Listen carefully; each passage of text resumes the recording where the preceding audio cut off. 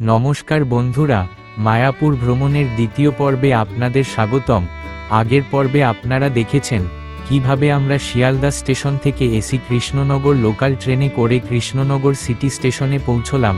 এরপর হুলোর ঘাট থেকে জলঙ্গি নদী পেরিয়ে মায়াপুর ইস্কন ধামে এসে পৌঁছেছি। যারা প্রথম পর্বটি দেখেননি তাদের জন্য লিঙ্ক ডেসক্রিপশনে দেওয়া রইল। আর আজকের পর্বে আমরা মায়াপুর ইস্কন মন্দিরের বাইরে বেশ কয়েকটি প্রাচীন ও গুরুত্বপূর্ণ মঠ ঘুরে দেখব। তারপর নদী পেরিয়ে চলে যাব শ্রী চৈতন্য মহাপ্রভুর জন্মস্থান নবদ্বীপ ধামে। আজকের দিনটি শুধুই আধ্যাত্মিকতা, ইতিহাস আর মন মুগ্ধ করা সৌন্দর্যে ভরা। চলুন তাহলে শুরু করা যাক।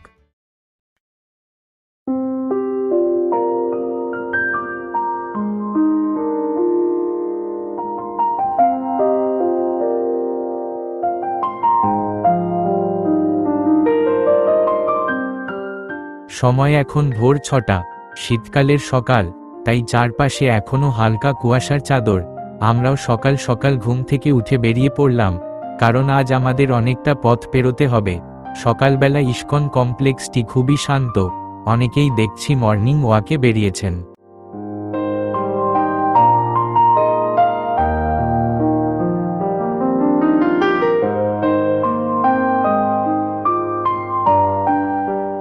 হাঁটতে হাঁটতে দেখলাম চন্দ্রোদয় মন্দিরের ঠিক পেছন থেকে কমলা ও লাল আভায় সূর্য উঠছে। অপূর্ব সেই দৃশ্য, যেন এক স্বর্গীয় অনুভূতি। চারিদিক ক্রমশ আলোয় ঝলমল করছে।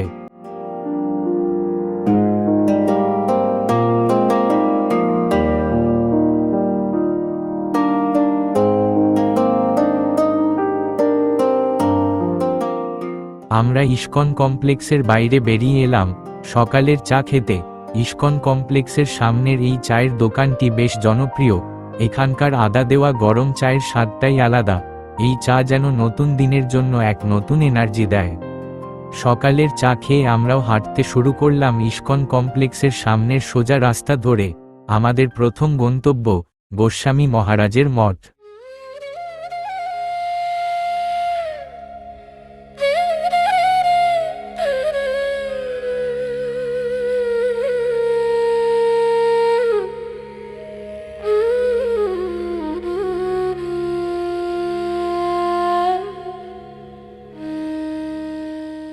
ইস্কনের পাশেই এই মন্দির চত্বরটি বেশ বড় এবং খোলামেলা। ভেতরে ঢুকে দেখলাম শীতকাল বলে এখানকার ঠাকুরকেও সুন্দর শীতবস্ত্র পরানো হয়েছে।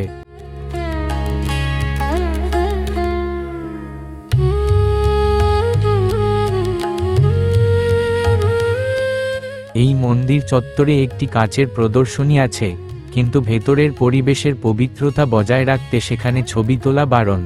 আমরাও শ্রদ্ধার সঙ্গে সেটি দর্শন করে বেরিয়ে এলাম।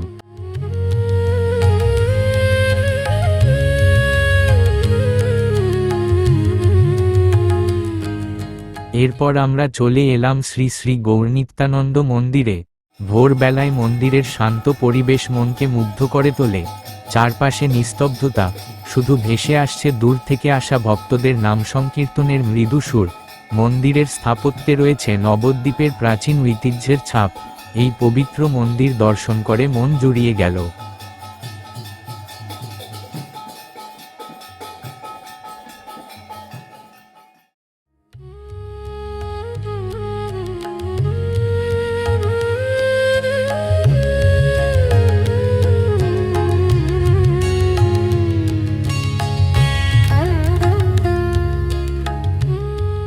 শ্রী শ্রী গৌরনিত্যানন্দ মন্দির দর্শন করে আমরা হাঁটতে হাঁটতে চলে এলাম জলঙ্গি নদীর পাড়ে। শান্ত নদী এঁকেবেঁকে বয়ে চলেছে। এই পাড়ে রোজ বিকেল 5টা থেকে 5:30 পর্যন্ত সন্ধ্যা আরতি হয়। তখন পরিবেশটা অন্যরকম হয়ে ওঠে।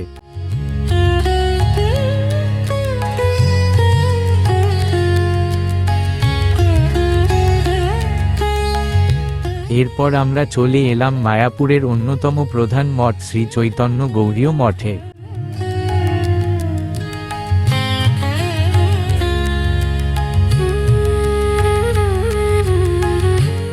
ভেতরে ঢুকেই চোখে পড়ল একটি বিশাল সমাধি মন্দির।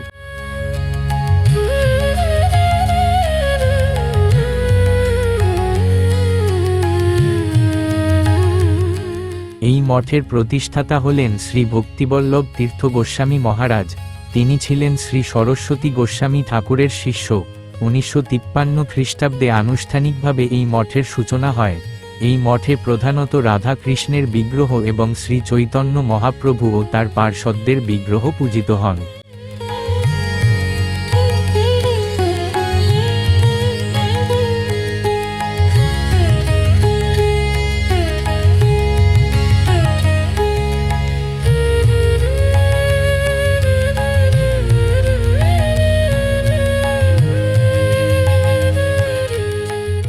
মঠ চত্বরটা বেশ ছড়ানো এবং পরিচ্ছন্ন। আমরা হাঁটতে হাঁটতে চলেছি এখানকার বিখ্যাত রাধাকুণ্ডের দিকে। চারপাশের পরিবেশ খুব শান্ত ও পবিত্র। যাওয়ার রাস্তার দুই পাশে বড় বড় গাছ যেন এই মঠের আধ্যাত্মিকতা আরও বাড়িয়ে দিয়েছে।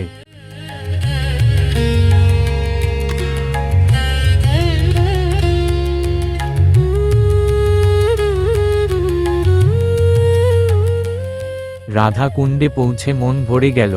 পুকুরের জল একদম স্থির, আর ভেতরে দেখলাম বড় বড় মাছ রয়েছে।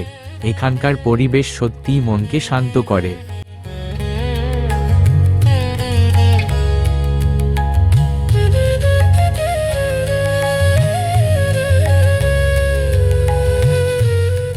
রাধাকুণ্ড দর্শন করে দেখি মঠ চত্বরে আরও অনেক ছোট ছোট মন্দির ছড়িয়ে রয়েছে। আমরাও ঘুরে ঘুরে সেগুলো দেখলাম।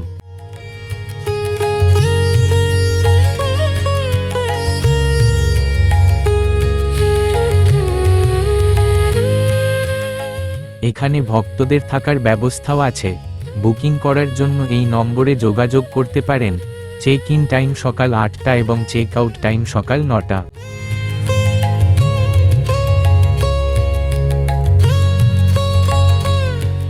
মঠ চত্বরটি ভালো করে ঘুরে দেখার পর আমরা চলে এলাম শ্রী চৈতন্য ভগবত মঠে। এই মঠটি শ্রী চৈতন্য গৌড়ীয় মঠের ঠিক পাশেই রয়েছে এবং এটি খুব পুরনো।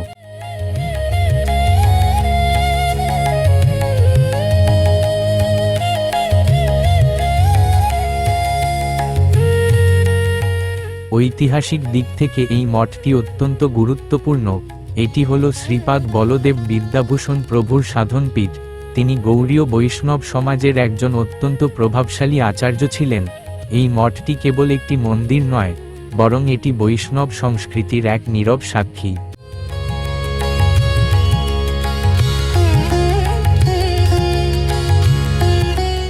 এই মঠগুলি দেখে আমরা ফেরার পথ ধরলাম ইস্কন কমপ্লেক্সের দিকে।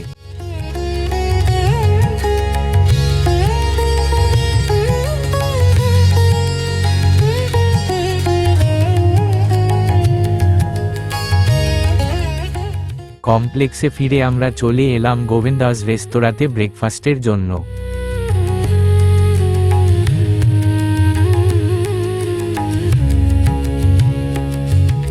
ব্রেকফাস্ট সেরে নিয়ে এবার আমরা রওনা হলাম ইস্কন মন্দির দর্শন করব বলে। এই মন্দির দর্শন করার সময় একটি গুরুত্বপূর্ণ বিষয় মনে রাখবেন। এখানে আপনার মোবাইল ফোন, ক্যামেরা ও সমস্ত ইলেকট্রনিক ডিভাইস লকার রুমে জমা দিতে হবে। আধ্যাত্মিক পরিবেশ বজায় রাখতে এই নিয়মটি খুব জরুরি। আমরাও কিছুক্ষণের জন্য এই মন্দির, বিগ্রহ এবং এর শান্ত পরিবেশে কাটালাম।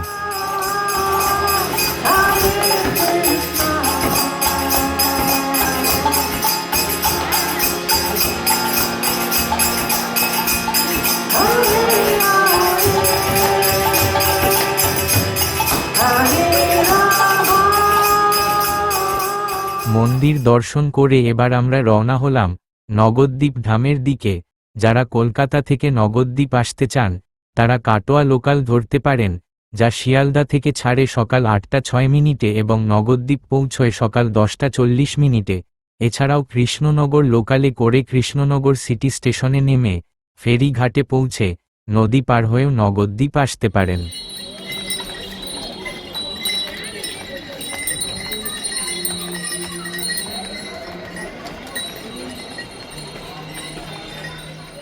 আমরা ইস্কন কমপ্লেক্সের বাইরে টোটো স্ট্যান্ড থেকে একটি টোটো নিলাম মায়াপুর ঘাটে যাওয়ার জন্য। মাথা পিছু খরচ পড়ল 20 টাকা। ইস্কন কমপ্লেক্স থেকে মায়াপুর ঘাটে পৌঁছতে প্রায় 15 মিনিট সময় লাগে। ঘাটে পৌঁছে আমরাও ফেরির টিকিট কেটে ফেললাম। খরচ পড়ল মাথাপিছু 10 টাকা করে। এই ফেরি সার্ভিস রোজ সকাল 6:15 থেকে শুরু করে রাত 8টা পর্যন্ত প্রতি 15 মিনিট অন্তর অন্তর চলাচল করে। টিকিট কেটে আমরাও ঘাটের দিকে এগিয়ে চললাম।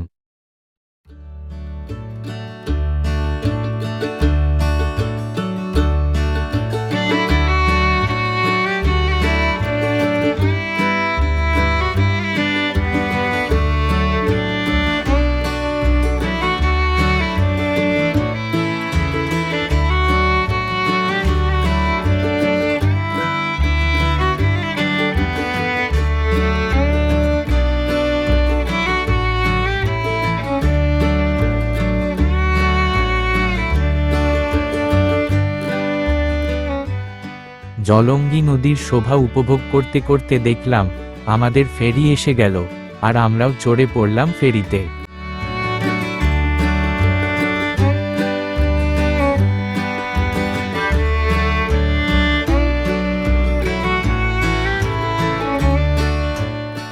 আমাদের যাত্রা শুরু হলো জলঙ্গি নদীর বুকে। মায়াপুর শহরকে পিছনে ফেলে আমরা এগিয়ে চললাম মহাপ্রভুর জন্মস্থান নগদ্বীপ ধামের দিকে।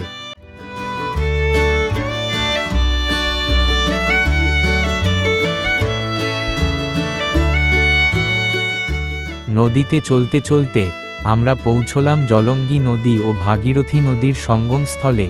এখানে নদী খুব চওড়া। এই জায়গাটা এক অসাধারণ প্রাকৃতিক সৌন্দর্য তৈরি করেছে। যেখানে এই দুটি নদী মিলেছে সেখানে দুটি নদীর জলের রং পরিষ্কার বোঝা যাচ্ছে। জলঙ্গির জল তুলনামূলকভাবে সবুজ, আর ভাগীরথীর জল কিছুটা ঘোলাটে। মনে হচ্ছে যেন দুটি ভিন্ন রঙের স্রোত এক জায়গায় এসে মিলেছে।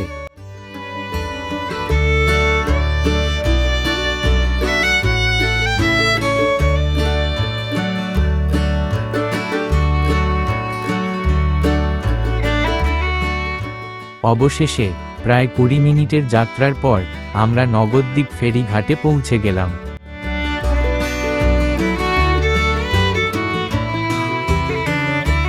নগদ্বীপ পশ্চিমবঙ্গের নদিয়া জেলার একটি সুপ্রাচীন ঐতিহ্যবাহী শহর। এর নামের অর্থ নতুন দ্বীপ, যা গঙ্গার পলি জমে সৃষ্ট নতুন ভূখণ্ড থেকে এসেছে বলে মনে করা হয়। নগদ্বীপ একসময় বাংলার সেন রাজবংশের রাজধানী ছিল। শ্রীচৈতন্য মহাপ্রভু এই নগদ্বীপেই জন্মগ্রহণ করেন এবং তার বাল্যজীবন কাটান। তিনি কৃষ্ণনাম সংকীর্তন ও হরে কৃষ্ণ মহামন্ত্র প্রচারের মাধ্যমে এক বৈপ্লবিক আধ্যাত্মিক আন্দোলন শুরু করেন, যা গৌড়ীয় বৈষ্ণব ধর্ম নামে পরিচিত। তার এই আন্দোলন নগদ্বীপকে পৃথিবীর অন্যতম পবিত্র তীর্থস্থানে পরিণত করেছে। নগদ্বীপ ঘুরে দেখার সবথেকে ভালো উপায় হলো একটি টোটো বুক করা। ফেরিঘাটের ঠিক বাইরেই রয়েছে একটি টোটো স্ট্যান্ড। আমরাও একটু দরদাম করে নিয়ে একটি টোটো বুক করলাম। খরচ পড়ল 200 টাকা। তবে এই টোটো খরচ সব সময় এক থাকে না। রাস উৎসব বা ঝুলন উৎসবের সময় ভাড়া বেড়ে যায়। একটি বিশেষ তথ্য মনে রাখবেন, এখানকার প্রায় সব মন্দির বেলা 1:30 থেকে বিকেল 4টে পর্যন্ত বন্ধ থাকে, তাই সকাল সকাল বেরোনোই বুদ্ধিমানের কাজ।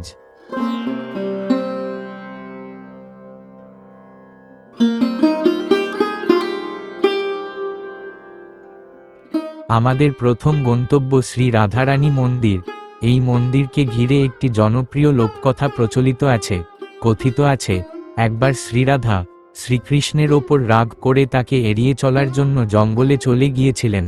শ্রীকৃষ্ণ অনেক দিন খোঁজার পর এক পূর্ণিমার রাতে তাকে খুঁজে পান। এই চিরন্তন প্রেমলীলাকে স্মরণ করে ভক্তরা পূর্ণিমার রাতে এই স্থানে বিশেষ বিশ্বাস ও ভক্তি নিয়ে দর্শন করতে আসেন।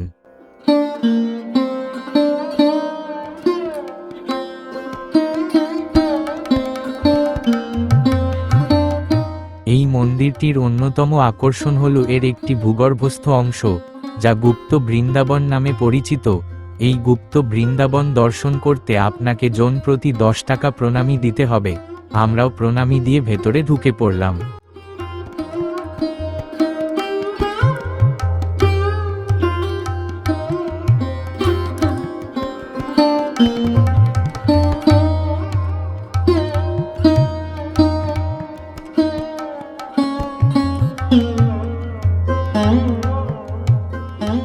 নবদ্বীপে একাধিক প্রাচীন ও গুরুত্বপূর্ণ মন্দির রয়েছে, যার মধ্যে শ্রী শ্রী গোবিন্দ জিউ মন্দির অন্যতম।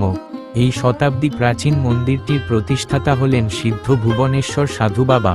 কথিত আছে, রাধাকুণ্ডে সাধন ভজনে তৃপ্ত হয়ে শ্রীমতী রাধারানীর স্বপ্নাদেশ পান সাধু বাবা। সেই আদেশ অনুসারে তিনি নবদ্বীপের ধামেশ্বর শ্রী শ্রী গৌরাঙ্গ মহাপ্রভুর পূজার দায়িত্ব নেন।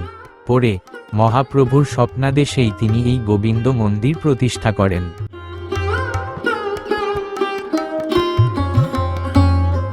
এরপর আমরা যে মন্দিরগুলো দর্শন করব, সেগুলি একে অপরের খুব কাছাকাছি অবস্থিত, তাই আমাদের টোটো একটি পার্কিং লটে দাঁড়াবে এবং আমাদের পায়ে হেঁটে মন্দিরগুলো দর্শন করতে হবে।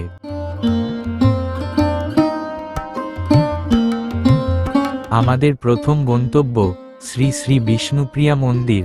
এই মন্দির সরাসরি শ্রীচৈতন্য মহাপ্রভুর দ্বিতীয় স্ত্রী এবং তার প্রধান ভক্ত শ্রীমতী বিষ্ণুপ্রিয়া দেবীর সাথে গভীরভাবে সংযুক্ত।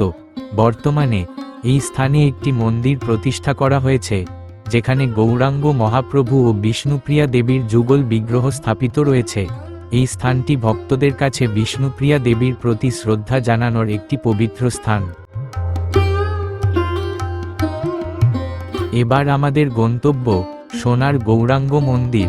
প্রচলিত বিশ্বাস অনুযায়ী বিগ্রহটি অষ্টধাতুর তৈরি এবং তাতে সোনার আধিক্য থাকার কারণে এটি সোনার গৌরাঙ্গ নামে পরিচিত। এই মন্দিরে প্রবেশের জন্য মাথা পিছু 10 টাকা প্রণামী দিতে হবে।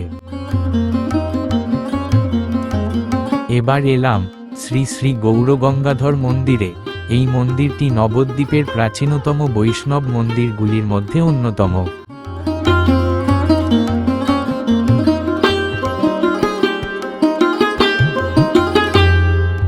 একটু হেঁটে যেতেই চোখে পড়ল শ্রী শ্রী সীতানাথ অদ্বৈত প্রভুর শ্রীমন্দির। এই মন্দিরটি পঞ্চতত্ত্বের অন্যতম এবং শ্রীচৈতন্য মহাপ্রভুর প্রধান পার্ষদ শ্রী অদ্বৈত আচার্যকে উৎসর্গ করা হয়েছে। এই মন্দিরের গর্ভগৃহে শ্রী অদ্বৈত আচার্য এবং তার স্ত্রী সীতা ঠাকুরানীর কাঠের শ্রীবিগ্রহ একত্রে পূজিত হন।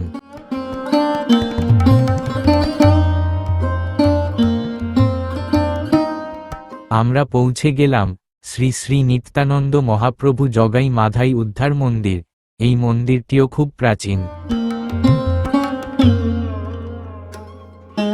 এরপর হাঁটতে হাঁটতে আমরা চলে এলাম শ্রী শচী মাতা মন্দিরে। শ্রী শচী মাতা ছিলেন চরম দুঃখ ও কষ্টের মধ্যে ভগবানের প্রতি অবিচল ভক্তি ও মাতৃস্নেহের প্রতীক। ভক্তরা তাকে শ্রী বিষ্ণুপ্রিয়া দেবীর মতোই অত্যন্ত শ্রদ্ধার চোখে দেখেন।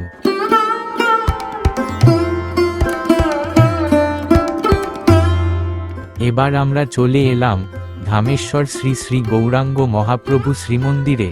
এটি হল নবদ্বীপের সেই ঐতিহাসিক স্থান, যেখানে শ্রী চৈতন্য মহাপ্রভুর সন্ন্যাস গ্রহণের পর তার স্ত্রী শ্রীমতী বিষ্ণুপ্রিয়া দেবী তার কাঠের মূর্তি এবং চরণ পাদুকা রেখে সারা জীবন সেবা করতেন। এই মন্দিরের অন্যতম আকর্ষণ হল মহাপ্রভুর একজোড়া চরণ পাদুকা। কথিত আছে, সন্ন্যাস গ্রহণের 1 বছর পর শ্রী চৈতন্যদেব যখন শান্তিপুরে শচীমাতার সঙ্গে দেখা করতে এসেছিলেন, তখন তিনি এই পাদুকা যুগল বিষ্ণুপ্রিয়া দেবীকে তার সেবার জন্য দিয়ে যান। বিষ্ণুপ্রিয়া দেবী সারা জীবন এই পাদুকা যুগলকেই মহাপ্রভুর প্রতীক রূপে পূজা করতেন। এই মন্দিরগুলি দেখে আমরা আবার টোটোতে উঠে বসলাম। এবার আমাদের গন্তব্য মা ভবতারিণী মন্দির। এই মন্দিরটি খুবই জমজমাট জায়গায় অবস্থিত। চারপাশে অনেক মানুষের ভিড়। ছোট ছোট দোকানে পূজার ফুল ও অন্য পূজা সামগ্রী বিক্রি হচ্ছে।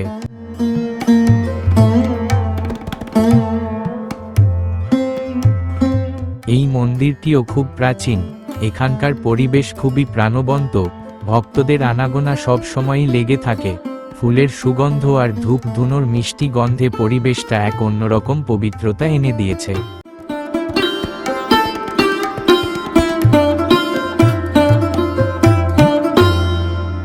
এই মন্দিরের পাশেই রয়েছে পোড়ামা কালী মন্দির। পোড়ামা নামের পেছনে একটি অলৌকিক কাহিনী প্রচলিত আছে। কথিত আছে, পঞ্চদশ শতাব্দীতে পণ্ডিত বাসুদেব সার্বভৌম যে বটবৃক্ষের নিচে দক্ষিণাকালীর ঘট স্থাপন করে পূজা ও বিদ্যাচর্চা করতেন, কোনো এক সময়ে বজ্রপাত বা অন্য কারণে সেই বিশাল বটগাছটি পুড়ে যায়। বটবৃক্ষটি পুড়ে গেলেও দেবী সেই স্থানেই বিরাজমান থাকেন। এই পোড়া স্থানের জন্যই দেবীর নাম হয় পোড়ামা এবং স্থানটির নাম হয় পোড়ামাতলা। এতগুলি মন্দির দর্শন করার পর এখন সময় লাঞ্চের। আমরা চলে এলাম বিখ্যাত বিক্রম হোটেলে। এই রেস্তোরাঁটি নানান ধরনের মাছের পদের জন্য বিখ্যাত। আমরাও চেখে দেখলাম এখানকার সুস্বাদু মাছের পদ। লাঞ্চ সেরে আমরা আবার টোটোতে উঠে বসলাম আরও কিছু দর্শনীয় স্থান ঘুরে দেখার জন্য। আমরা প্রথমে চলে এলাম শ্রী শ্রী গৌরাঙ্গ মহাপ্রভুর জন্মস্থানে।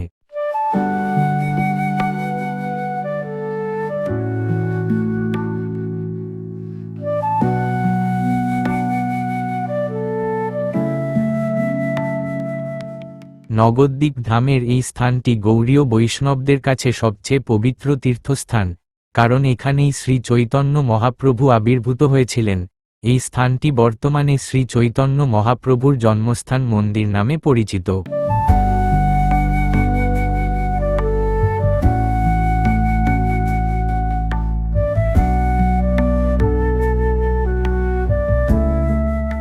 এরপর আমরা এলাম নরহরি শ্রীকৃষ্ণ চৈতন্য সেবা মিশন। এখানে ঢুকতে মাথা পিছু 10 টাকা প্রণামী লাগে।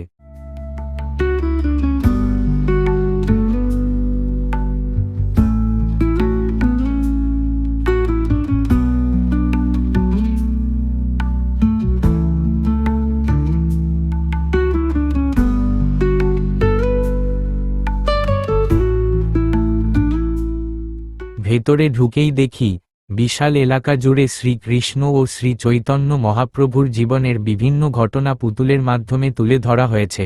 আমরাও পুরো চত্বরটা ঘুরে দেখলাম।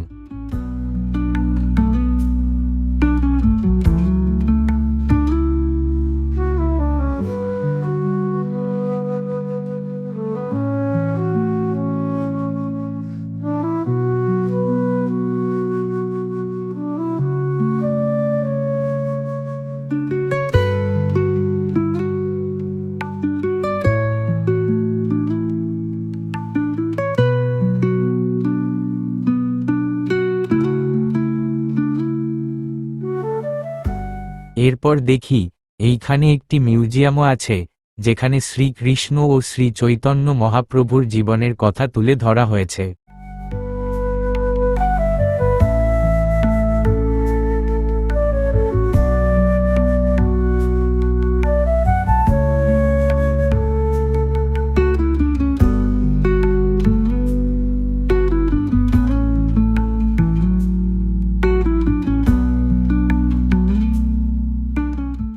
মিউজিয়াম দেখে বেরিয়ে দেখলাম 60 ফুট উঁচু শ্রী চৈতন্য মহাপ্রভুর মূর্তি। মূর্তিটি খুবই সুন্দর এবং এর বিশালতা মনকে মুগ্ধ করে। তবে এখন মেরামতির কাজ চলছে বলে বাঁশের খাঁচা বাঁধা রয়েছে।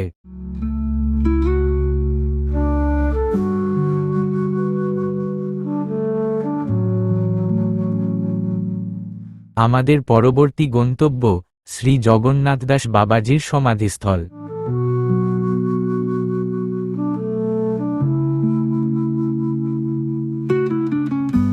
এই সমাধিস্থলটি গৌড়ীয় বৈষ্ণব সমাজের কাছে একটি পবিত্র তীর্থস্থান।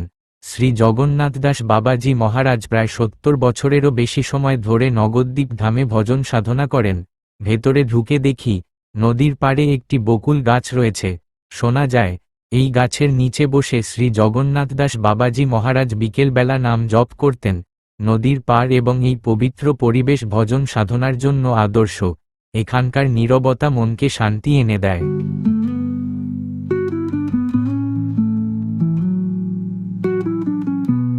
এই মন্দিরগুলি দর্শন করে আমরাও রওনা হলাম নবদ্বীপ ঘাটের দিকে।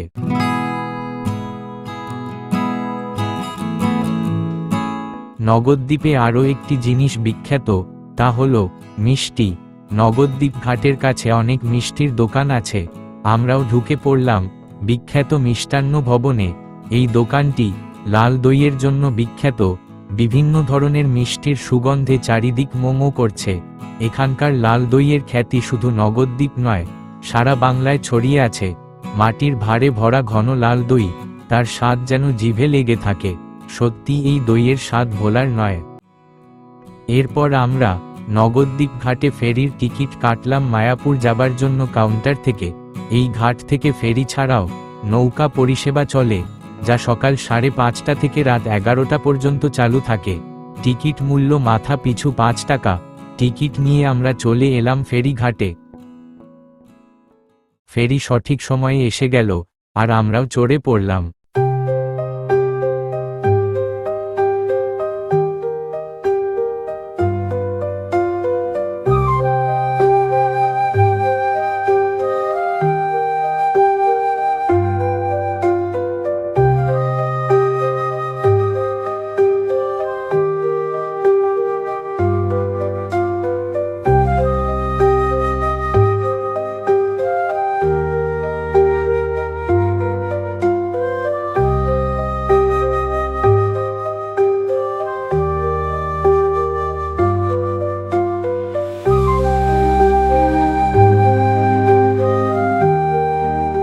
প্রায় 20 মিনিটের মধ্যেই আমরা পৌঁছে গেলাম মায়াপুর ঘাটে।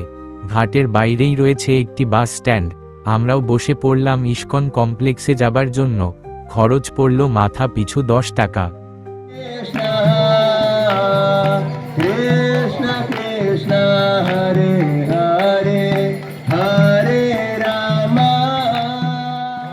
মায়াপুর পৌঁছে দেখি সূর্যাস্ত হচ্ছে। সূর্যাস্তের সোনালি আলোয় মায়াপুর ইস্কন কমপ্লেক্স খুবই সুন্দর লাগছে। আকাশ তখন শান্ত কমলা রঙের, আর সেই আলো এসে পড়েছে চন্দ্রোদয় মন্দিরের বিশাল চূড়ায়। সারা দিনের ক্লান্তি মুছে দিয়ে এই দৃশ্য যেন এক নতুন শক্তি দেয়।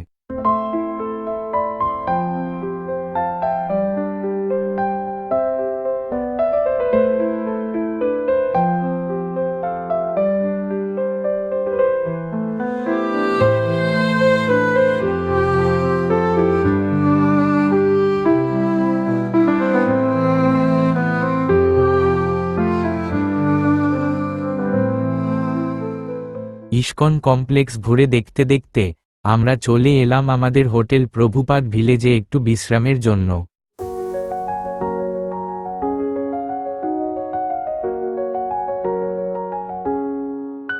নবদ্বীপ ধাম ভ্রমণ সত্যিই এক অসাধারণ অভিজ্ঞতা। মহাপ্রভুর জন্মস্থান থেকে শুরু করে এতগুলি প্রাচীন মন্দির দেখা হলো। এই পবিত্র যাত্রা আমাদের মনে এক গভীর ছাপ ফেলেছে। এই ছিল আমাদের মায়াপুর ও নবদ্বীপ ধাম ভ্রমণের দ্বিতীয় পর্ব। কেমন লাগলো কমেন্ট করে জানাতে ভুলবেন না। ভিডিওটি ভালো লাগলে লাইক করুন, বন্ধুদের সাথে শেয়ার করুন এবং আমাদের চ্যানেলটি সাবস্ক্রাইব করে পাশে থাকুন। দেখা হচ্ছে খুব তাড়াতাড়ি নতুন কোনো ভ্রমণের গল্প নিয়ে। ধন্যবাদ।